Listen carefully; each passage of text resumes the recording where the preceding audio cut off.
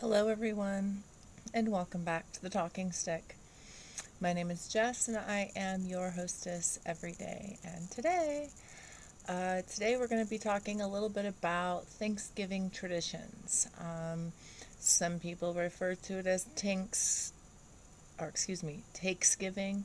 and National Day of Mourning, depending on where you're coming from culturally, right?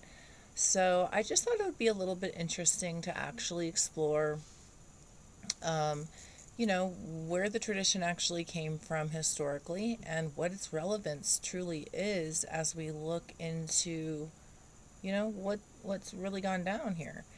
As someone who really has a lot of reverence and respect for the community that is the Native American community, of course, I look at this a little differently. Now, I do still celebrate Thanksgiving, of course, because I love to be grateful. I love that there's one day where we can all just practice gratitude and really think it should be sort of like Valentine's Day, where we celebrate love, something that's an everyday thing. Those are, like, I always cite them as my two favorite holidays for that reason. But when you boil down, the historical value of Thanksgiving, then it really starts to look like something different. There are other countries who also celebrate something like Thanksgiving. So we'll start there. It's not just us, the attitude of gratitude is international, and I love that. So while this is no way a complete list, I just thought it would be fun to kind of talk about a few of them real quick. So on Norfolk Island, um, it's technically Australian territory, but they have picked up the Thanksgiving tradition from American whalers who worked on the island during the 60s. So that's kind of interesting. They just sort of said, hey, that's cool. We want to be grateful. We're going to do this too. And so that gives me a little bit, I kind of love that. Germany, they have a harvest festival of thanks that is mostly in rural and religious communities of Germany. Brazil, they also have a similarly inspired by the U.S. holiday, and they are just basically enjoying food, family, and gratitude. So I kind of like that too. Go Brazil. So Thanksgiving in Canada is actually linked to the tradition of harvest festivals in Europe. So throughout Europe, there are, you know, a harvest celebration, and I think that's super cool too. From the pagan times back, or excuse me, back to the pagan times. There was a tradition of celebrating the fact that there was a good, harvest season and that people would be fed and through the winter so they could like survive, right? So there's talk about gratitude. That's like next level. So cornucopias are often used to symbolize this bountiful feast, which Canadians do celebrate to this day. So in Grenada, there is a day of Thanksgiving, but um, it is not about like turkeys and food and stuff, but they actually use it to commemorate the anniversary of when the U.S. intervened and restored order to their country in 1983. So, impact, I guess we helped them out, and they are really grateful. So, in Japan, Thanksgiving is a way to say thanks for the harvest, but also a way to acknowledge Labor Day. So Labor Day is actually November 23rd in Japan, and this is originally used to not only be grateful for what was harvested, but for the farmers that actually did the work for the crops. So I think that's really nice. I actually really like that. And the only other one we'll talk about today is India. So it's interesting that in India, it's usually the Christian communities and populations that celebrate Thanksgiving. It is not a nationally recognized holiday, and is known by a number of different names. But it is a way, once again, to celebrate harvest and give thanks for the flourishing wealth and for being present on earth still and all of that stuff. So I think that it's super cool to just sort of remember that it's not just about you know, the Pilgrims and, the situation that they had so much gratitude for that they actually ended up, you know, committing severe acts of violence and genocide to the people they were grateful to, in some ways, because it was the, native cultures who actually taught them about this land and the farming of this land, and shared their seeds and their knowledge with, the Pilgrims. And so anyhow, we're going to go ahead and talk about that, and sort of, you know kind of go over it.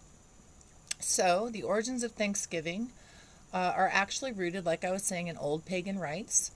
um, It has its earliest source in ancient customs found throughout the globe that allocated a day of giving thanks for a successful harvest and the fortunes or blessings of the previous year. And I love that. So, I mean, I'm definitely earth worshiper. And so, but for us in America, it actually dates back to the establishment um, of the Plymouth colony in Massachusetts in 1620. So, most schools teach that Thanksgiving was born when, some English dissenters, or the Pilgrims, were struggling to settle in Plymouth and were warmly received, of course, by the local native cultures, who taught them how to survive in the New World. To celebrate their success and to honor each other, everyone got together and threw in a big feast for the Pilgrims to show their gratitude. And how lovely is that, right? So I think that's cool. I mean, if that had been what actually became a part of their actions, in the future from that point, it wasn't like they were so gratitude and humble and respectful that they continued to forge this long standing relationship of trust and love with these people who actually saved their lives, right? So, and so it's hard to pinpoint a single event that actually birthed this, the contemporary version of this holiday that we celebrate. So other settlers in Virginia celebrated their arrival with an annual Thanksgiving Day since 1619. So there are a few, it wasn't just the Plymouth settlers, there were other cultures and other, cities and towns going on at the time. And then there are still other people, and it says decades before, Spanish settlers in the colonies got together yearly with the Saloy tribe for a friendly feast. And then there's other people who say that Thanksgiving began in 1637 when Massachusetts colony governor John Winthrop, declared a day to give thanks for the fact that the colonial soldiers had recently slaughtered over 700 members of the local tribe, including women and children, in Connecticut. Okay, so now we're getting a little closer to actually what ended up going down here. So it's true that there was a good relationship between the Plymouth settlers and the local tribes there, and they actually had an alliance against other, like, French settlers, and other rivals that were coming in to settle. So it's like the natives and the Plymouth settlers actually had this alliance, but that eventually eroded, of course, because you know, though they were indebted to these people, these tribes, they ended up taking over the land, and straining their way of life. And as if that wasn't enough, there was disease that spread from these people that came from England, and diseases that were not yet being experienced by the Americans, the Native American people. So again, that came through like wildfire on its own. So on top of the disease and famine that was happening, abductions, slaughter, and pillaging became everyday affairs on both sides. The casualties were high. But, the colonists could just pick up and move and relocate um, to like stronger settlements, which were happening kind of all up and down the coast. Um, the natives were just forced to leave their villages and go to somewhere distant, some other distant region, and reset their tribal, way of life. So to say that Native Americans suffered is like an understatement. Um, with these people coming in, their homes were obliterated, their way of life was destroyed, and their communities were massacred. Um, there's no conversation, or merits really to this colonial genocide other than a tale of warning against the greed of a technologically superior civilization immigrating into exploitable land where vulnerable communities have little chance against such foreign power. Um, so, we all know that like we wouldn't be what we are today without, our immigration and people coming from all over the world to start new lives here in this new land, because we are, a very very young country, honestly. um, it just, the problem is when the people coming in are so greedy and powerful that they'll do anything to get what they want, and that's what happened here. So, I'm not trying to like, you know negate um, anything here about us as a civilization. I'm just trying to bring to the table. And I know a lot of people think about this, and with like woke community at this point, and people who are trying to just sort of see the truth about the world on many different levels, this is being, brought up more and more. So, um, Native Americans were driven out of their land, hunted, and virtually exterminated by settlers during the centuries following the Pilgrims' arrival. Um, so the Plymouth settler, it is true that the Plymouth settlers held rather good relations with the tribe at first, but after enduring much, you know, um, oppression and injustice, the leader that rose to power subsequently knew his people had had enough and became willing to fight back. Um, so yeah, it became like they had no choice, right, but to fight back. Um, so on August 12th, 1676, uh, the native leader was returning home after a failed attempt to recruit allies in New York, and a group of rangers under the command of Captain Benjamin Church had been hunting for him. And when he was traveling through um, Bristol, he was finally shot dead. His body was quartered and hung from trees, and his head was mounted on a pike at the entrance of Plymouth, where for over 20 years it served as a warning for those who would rise against the conquering ambition of the colonies. Oh my gosh, like, how gruesome and totally ridiculous. Like, I just can't even wrap my head on this one. The chief's wife and 9-year-old son were subsequently sold into slavery, and like there over half of the Native American population was annihilated, wherein the colonists lost about 30%. So, they weren't going to go down without a fight, and they're a very fierce nation. So, um, again, to say that the Native Americans suffered is to put it mildly. Everything was obliterated and destroyed. Their communities were massacred.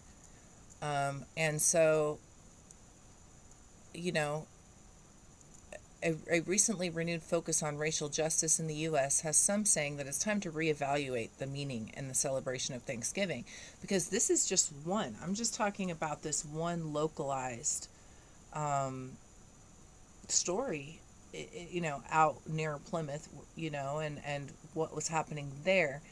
But this happened all the way across the country. Where I live, actually, there were Native Americans here until the late 1800s that actually were peacefully hidden back up here in the mountains of the desert, which was, at one point quite an oasis with many lakes and much to live upon. But I was so grateful to hear that they weren't slaughtered, that they actually did succumb to disease, which, is very common as well. The disease of the gold miners and stuff like that coming through into the mountains, and then it just sort of traveling, whether airborne or whatever, down to the tribes. But teachers, professors, and Native Americans told the New York Times that they were rethinking the holiday that has marginalized the U.S.'s violence and cruelty against Native Americans, giving it names like Takesgiving and the Thanksgiving Massacre. Um, Frank James, an activist who helped establish a national day of mourning in 1970, called the tribes welcoming the English settlers perhaps their biggest historical mistake. Again, can't blame them. I can see where that's coming from. So, on the National Day of Mourning, Native Americans gather in Plymouth, Massachusetts for a day of remembrance. Prayers and speeches take place accompanied by beating drums before participants march through the Plymouth Historic District. The participants in the National Day of Mourning honor Native ancestors and the struggles of Native peoples to survive even today. The commemorating plaque says, in part, it's a day of remembrance and spiritual connection, as well as a protest of the racism and oppression which the Native Americans continue to experience. And that's the real deal. Anybody who's willing to be real, like I've said in the past, we continue to Holocaust these people into these crappy pieces of land. Oh, and to tell them, oh, sure, you can be sovereign, but then they get nothing, no support whatsoever from even the communities around them. And some of them, yes, they do things like casinos or cannabis, that enable them to survive. I know that even like the Navajo, I believe, contract out the coal stores from the Grand Canyon to the government to have things like ambulances and services in that way. So some of them have options like that, but some do not. And even like the Hopi, the chief had no hot water. They were forced to, bury their trash on sacred land and things like that. Like, it's just horrible. And, in my opinion, I feel like for me, I love to gather and eat and celebrate with my family, so I'm not going to stop doing that. But I think that I'm going to start a tradition, and I employ all of you to do something like this if you care, if you have a heart space for the Native cultures. Most of them, now look into the ones who need help, right? Not just the ones around you, because I know the ones around me are casino ones, and they do pretty well for themselves. And but there are many tribes throughout the nation who literally live in complete poverty and need help. So they need things like cancer doctors and, all forms of health care. But they do have places, if you look up the tribes, you can donate money to them. $20 even. If a bunch of people, if 1,000 people did $20, that's $20,000, right? So let's consider giving back on Thanksgiving. Take $20, $15, $10, whatever you can afford, and pick a tribe and give them something from your heart. And I mean, it's again about the thought, and it's about the energy and the spiritual connection to what we've done wrong.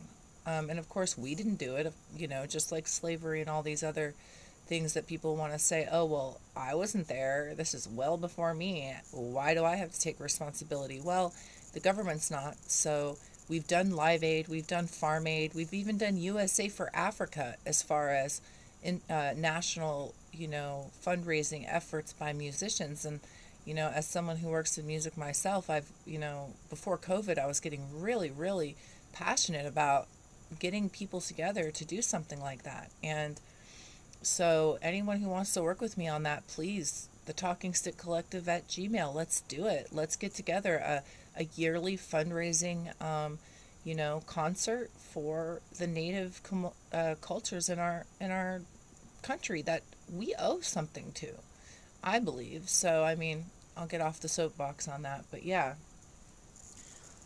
So Thanksgiving at its core is an ode to the wonders of migration, of human kindness, and mutual friendship. Even more than celebrating the impersonal fortune of a good harvest, American Thanksgiving is about celebrating humanity itself. So again, that's part of where my little soapbox came from.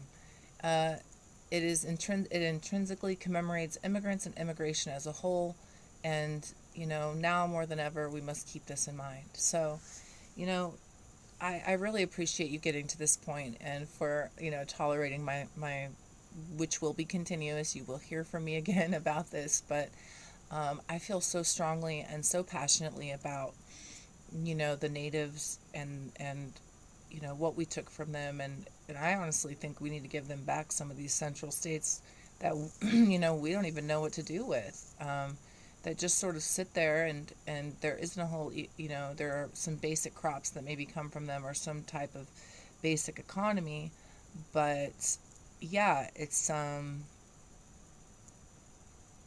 we don't know what to do with it. Maybe they will, and maybe having those people and their perspectives in our government would be also advantageous to us as well, and give them what they deserve, which is a portion of this country, not just sovereign. I mean, yeah, they can be sovereign, and that's great too. I think they should be. But, giving them power as well would be amazing, because let's be clear that in this country, states' rights override federal. And there's a lot of people who believe the federal government is actually illegal based on the Constitution. So, you know, maybe someday in the future, maybe our children, maybe their children, maybe there will finally be that acknowledgement to these people about what was done to them. And even though, again, we're not directly responsible, we still benefit today from everything that was taken from them. So please, at least from your heart, send some love to all of our Native peoples on this day. Um, and, you know, who knows? Maybe in the future we'll see a lot different, a different face of our country and who we are. And I truly believe they hold the key. They hold the key to us, as far as I'm concerned, until we make it right. We're in a cursed situation. We have cursed ourselves with all of this negative karma on how this all became itself. So, you know, let's do something. Let's gather together and do something right, right? All right, loves. That's it for today. Have a great and wonderful day celebrating gratitude and family tomorrow. Eat your hearts out. And I'll be back on Friday for a little bit of Black Friday conversation, right? So, the history of it and sort of, American consumerism that is definitely spotlighted by that day. Okay? Alrighty. Again, thank you so much for showing, growing, and glowing. And if so inclined, I would love it if you could like, share, subscribe. And no matter what, I am so grateful for you and for you showing up here and supporting the channel. It really means more than I can express. Okay? So I will see you Friday. All right. Bye.